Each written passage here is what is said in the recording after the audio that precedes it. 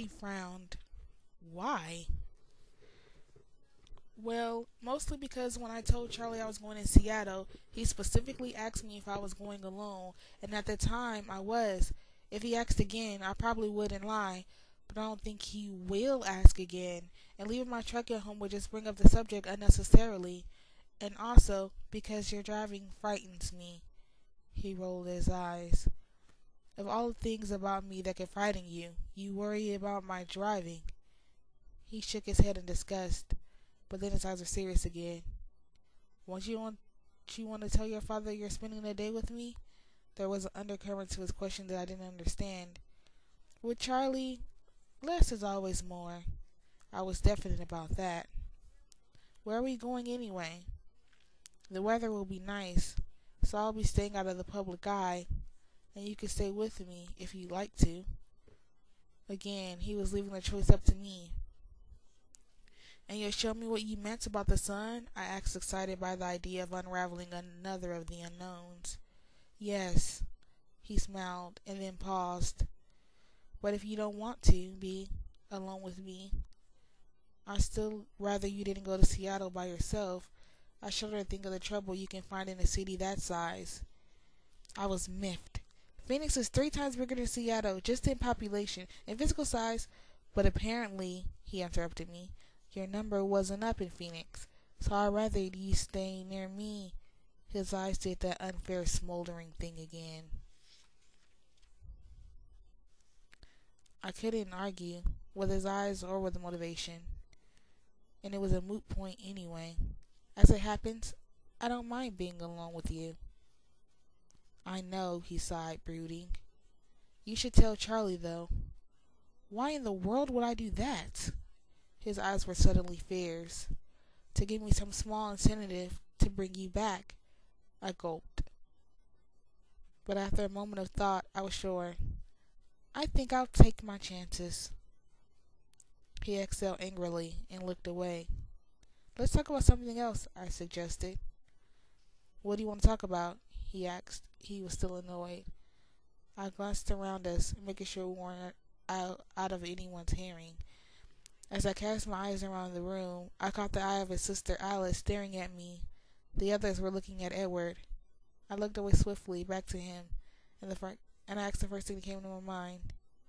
Why did you go to that Goat Rock's place last weekend? To hunt? Charlie said it wasn't a good place to hike, because of bears. He stared at me as if I was missing something very obvious. Bears? I gasped. He smirked. You know, bears are not in season, I added sternly to hide my shock. If you read carefully, the laws only cover hunting with weapons, he informed me. He watched my face with enjoyment as I slowly sank in. Bears, I repeated with difficulty. Grizzly is Emmett's favorite. His voice was still offhand. His eyes were scrutinizing my reaction. I tried to pull myself together. I said, taking another bite of pizza as an excuse to look down. I chewed slowly, and then took a long drink of Coke without looking up. So, I said after a moment, finally meeting his now anxious gaze. What's your favorite? He raised an eyebrow, and the corner of his mouth turned down in disapproval. Mountain lion. Ah, I said, politely disinterested tone, looking for my soda again. Of course, he said, and his tone mirrored mine. We have to be careful not to impact the environment when introduced hunting. We try to focus on areas with an overpopulation of predators, ranging as far as we need. There's always plenty of deer and elk here, and they'll do. Well, where's the fun in that? He smiled teasingly. Where indeed? I murmured around another bite of pizza. Early spring is Emma's favorite bear season. They're just coming out of hibernation, so they're more irritable. He smiled at some remembered joke. Nothing more fun than an irritated grizzly bear, I agreed, nodding. He snickered, shaking his head. Tell me what you're really thinking, please. I'm trying to picture it, but I can't, I admitted. How do you hunt a bear without weapons? Oh, we have weapons. He flashed his brilliant teeth in a brief, threatening smile. I fought back a shiver before it could expose me. Just not the kind they consider writing hunting laws. If you ever seen a bear attack on television, you should be able to visualize Emmett hunting. I couldn't stop the next shiver that flashed down my spine. I picked across the cafeteria towards Emmett, grateful that he wasn't looking my way. The thick bands of muscles wrapped around his arms and torso was somehow even more menacing now. Everett followed my gaze and chuckled. I stared at him unnerved. "Are you like a bear too?" I asked in a low voice.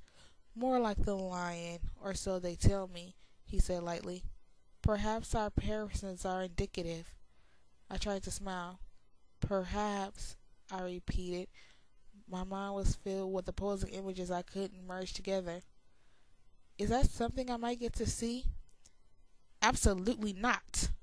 His face turned even wider than usual, and his eyes were suddenly furious. I leaned back stunned, and though I'd never admitted to him frightened by his reaction, he leaned back as well, folding his arms across his chest. "Too scary for me?" I asked when I could control my voice again. "If that were it, I would take you out tonight," he said, his voice cutting.